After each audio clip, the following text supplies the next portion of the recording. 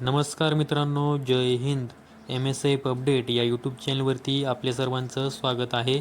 आजच्या व्हिडिओमध्ये आपण जी माहिती पाहणार आहोत ती अशी आहे की जी SSC GD भरती 2026 आहे तिची एक्झाम कधी होणार आहे.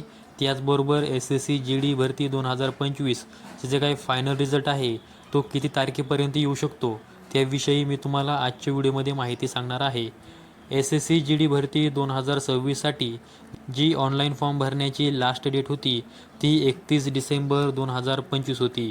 तर त्यानंतर आता लगेच 2 जानेवारी 2026 रोजी SSC कडून एक नोटिफिकेशन जाहीर करण्यात आलेलं आहे व त्यामध्ये SSC GD भरती 2026चं जे काही एक्झाम डेट आहे त्याविषयी माहिती दिलेली आहे. तर तुम्ही स्क्रीनवरती पाहू शकता हे SSC GDचं नोटिफिकेशन आहे.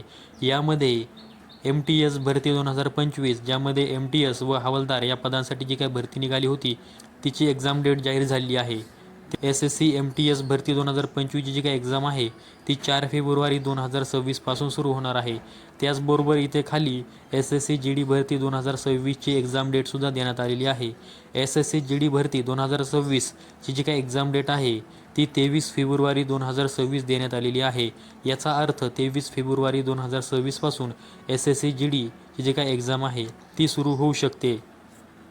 त्याचबरोबर आता जी SSC GD भरती 2025 आहे जिचा फायनल रिझल्ट हा यायचा बाकी आहे तर त्या फायनल रिझल्टविषयी देखील मी तुम्हाला माहिती सांगणार आहे. तर मित्रांनो, भारत सरकारकडून 20 जानेवारी 2026 रोजी रोजगार मेळाव्याचे आयोजन करण्यात आलेले आहे. तर या रोजगार मेळाव्यामध्ये हजारो उमेदवारांना नियुक्तीपत्र हे दिले जाणार आहेत. तर त्यानुसारच आपण असा अंदाज गृहीत धरू शकतो की 20 जानेवारी 2026च्या अगोदर SSC GD भरती 2025चा जो काही फायनल रिझल्ट आहे तो जाहीर होऊ शकतो.